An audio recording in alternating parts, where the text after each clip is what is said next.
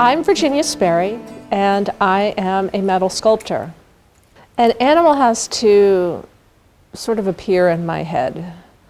I do research. I have lots of books on mammals and all the animals in the world, and I look through them, and generally there's one or two that pop out at me.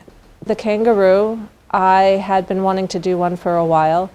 If I can find an actual live kangaroo, I go look at it, and then I do the research on dimensions and lifestyle. Where do they live? How do they get food? How do they bring up their young? So I really learn quite a bit about the animal so that I get an idea of why they are the way they are. Then I start sketching. I don't consider myself a very good drawer, so I don't really rely a lot on the sketches, but it does help me to start seeing specific parts of the animal. I might just sketch the eye, or I might sketch an ear, or the whole thing, just to get an idea of the dimensions. You know, how long is the tail versus how long is the body. Once the drawing is done, the two-dimensional drawing, I get to start the three-dimensional drawing, which I'm much better at. I often will create an armature, a framework, if you will, for the skin to go around.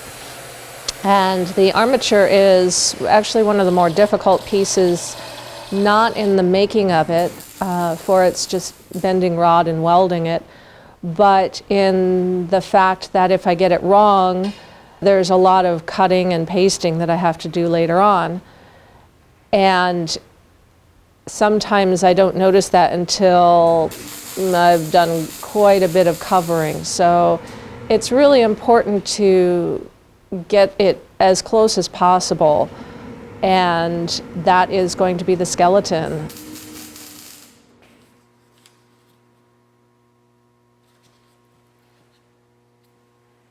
So creating the pieces, the skin, if you will, it is a puzzle. It is definitely a puzzle. And I start with one large piece of sheet steel.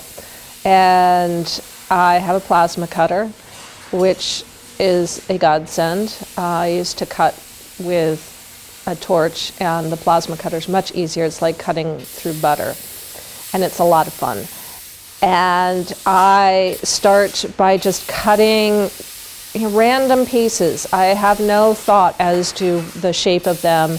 I have a thought as to the size, depending on what piece of the animal I'm working with. The hands obviously need much smaller pieces. The back needed larger pieces.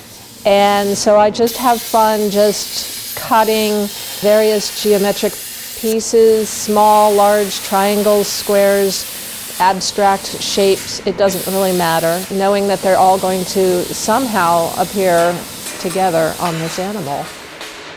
Once I'm done cutting them, I have to do a little refining.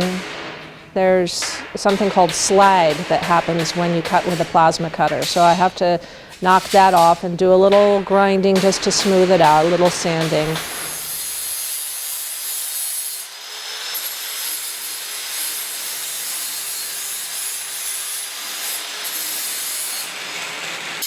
Then I take each piece, and as I'm figuring out how it works with the pieces that are already on the animal, I look at them as you would a puzzle, except the difference between what I do and an actual puzzle is that because it's three-dimensional, I have to make sure that it's rounded or shaped the way it's supposed to be. So I will figure out where the curve should go, throw it in the vise, and take my 5-pound hammer and whack the heck out of it.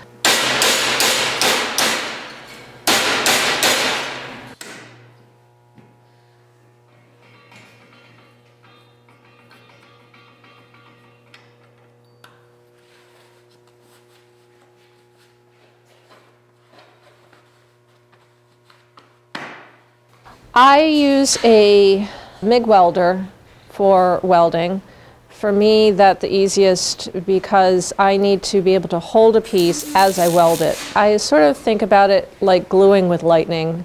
I am taking incredible heat and gluing pieces of metal together. I hold it and I just basically zap it. It's a single tack weld to hold it, and then I will add more welds as necessary. I find that using the minimal amount of welds possible because there's a really good chance that that piece will have to come back off again for various reasons, whether it's because I found the armature is wrong, or the piece doesn't quite do what I wanted it to, or it's just, you know, a bad day. I try not to weld the heck out of it at first.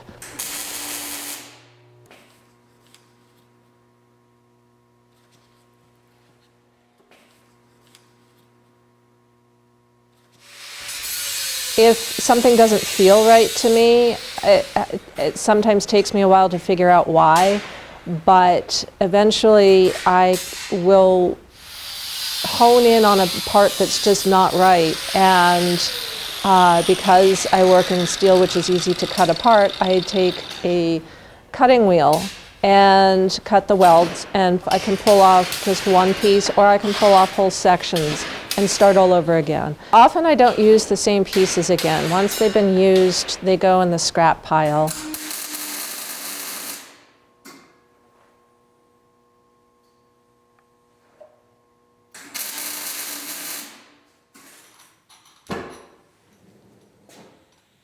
The oxyacetylene torch is useful if there is a particular piece that did not get bent enough and I want to bend it a little bit more, but I don't really want to have to cut the piece out. So occasionally I will take the torch and heat up a piece and bash it a little bit while it's on the animal and make it fit a little bit better.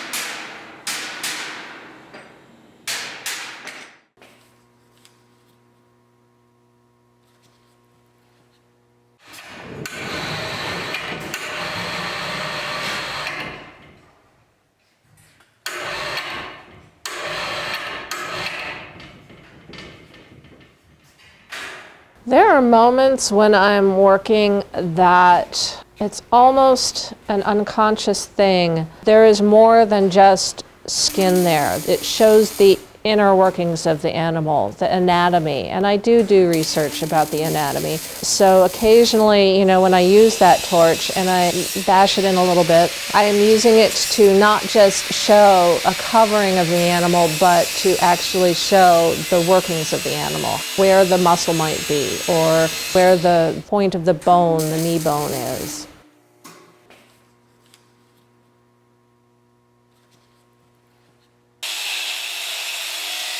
You know, they say the eyes are the windows of the soul, and actually I find that as much as I work on an animal before I put the eyes in, it's not until then that the personality comes. And I know it's a kangaroo long before that, but I don't know that it's that particular kangaroo until I put the eyes in. I make the eyes on this particular animal by taking a rod and then do some welding, a lot of grinding to create the form of the eye.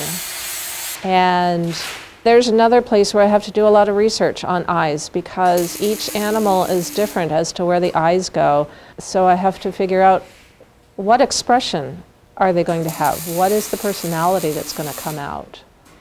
And it's an ongoing process. It's not just one day. There's several days. Sometimes the eyeball has to come out and be put back in a different place.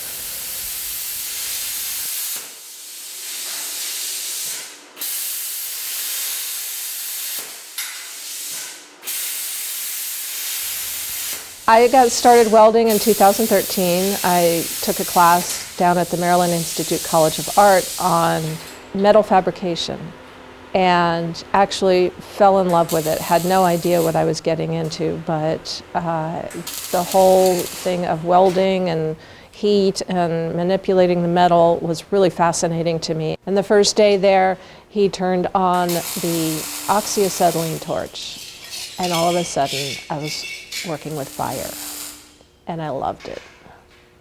And I have been doing it ever since.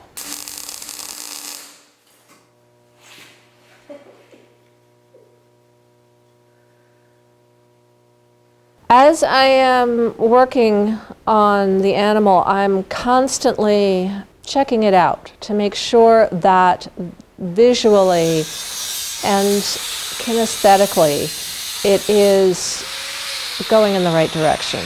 Steel is such a form of energy. It takes incredible energy to make steel. It takes me incredible energy to create this object, a representational gesture. This is my gesture of a kangaroo or a muskox or a giraffe.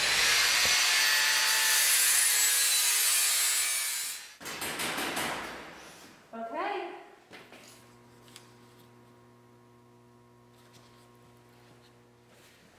There are days when I struggle mightily because it just ain't working.